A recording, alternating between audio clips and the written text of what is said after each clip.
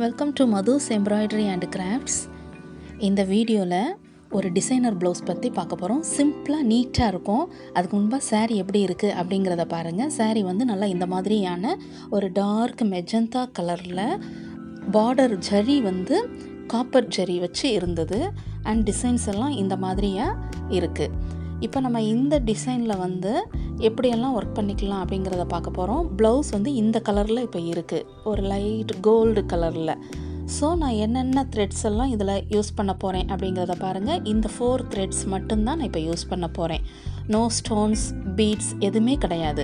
Only silk thread மட்டும்தான் use பண்ண போகிறேன். டிசைன் இந்த மாதிரி இப்போ நான் எடுத்திருக்கேன்.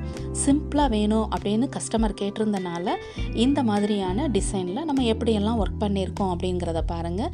ஜஸ்ட் நெக்லைனில் செயின் ஸ்டிச் கோல்டு கலரில் அண்ட் அந்த க்ரீன் கலரில் சில்க் த்ரெட்டில் இருக்கிறதுல கொடுத்துட்டு காப்பர் ஜரியை வச்சு சாட்டின் ஸ்டிச் எல்லாம் ஸ்டிச் பண்ணியாச்சு.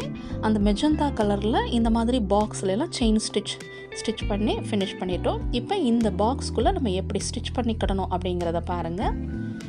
அதில் நார்மல் ஹேண்ட் நீடில் யூஸ் பண்ணி நான் காப்பர் ஜரி த்ரெட் எடுத்து அதில் 4 strands ஆஃப் த்ரெட் எடுத்திருக்கேன். அப்போ டபுளாக நம்ம போடும்போது 8 strands ஆஃப் த்ரெட் கிடைக்கும்.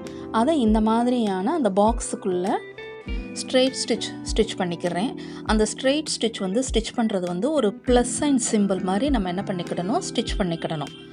இப்போ நான் க்ளோஸ் வியூவில் காட்டுறேன் பாருங்களேன். ஜஸ்ட் ஒரு straight stitch and another stitch வந்து ப்ளஸ் சைன் சிம்பிளில் நம்ம இந்த மாதிரி ஸ்டிச் பண்ணிக்கிடணும். இதே மாதிரி எல்லா பாக்ஸ்லேயும் இந்த மாதிரி நம்ம ஃபினிஷ் பண்ணிக்கிடணும்.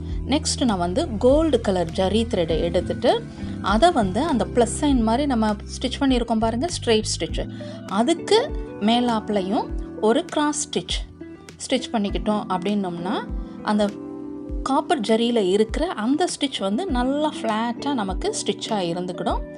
மேலே வந்து அந்த கோல்டு த்ரெட் நம்ம கிராஸ் ஸ்டிச் பண்ணிக்கிடணும். இதே மாதிரி இந்த டிசைனுக்கு எல்லாமே ஃபினிஷ் பண்ணி முடிச்சுக்கிடணும். நெக்ஸ்ட் அந்த பாக்ஸில் இருக்கிற எட்ஜஸில் வந்து நம்ம என்ன பண்ணிக்கலாம், ஃப்ரெஞ்ச் நாட் ஸ்டிச் பண்ணிக்கிடலாம். அப்போ இன்னும் ஃபினிஷிங் நீட்டாக நமக்கு இருக்கும். ஸோ நான் அந்த க்ரீன் கலர் சில்க் த்ரெட்டில் எடுத்து ஃப்ரெஞ்ச் நாட் ஸ்டிச் பண்ணிக்கிறேன். ஃப்ரெஞ்ச் நாட் வந்து ஸ்மால் நாட்ஸ் போதும் அப்படிங்கிறனால நான் எப்படி த்ரெட் எடுத்திருக்கேன் அப்படின்னா 4 strands ஆஃப் த்ரெட் எடுத்துக்கிட்டு அதை டபுளாக நாட் போட்டுட்டு வச்சுக்கிட்டோம் அப்படின்னோம்னா 8 strands ஆஃப் த்ரெட் கிடைக்கும். ஸோ நான் அந்த 8 strands ஆஃப் த்ரெட்டை வச்சு தான் சில்க் த்ரெட்டில் இந்த ஃப்ரெஞ்ச் நாட் ஸ்மால் நாட்ஸ் போட்டு ஸ்டிச் பண்ணிக்கிட்ட போகிறேன்.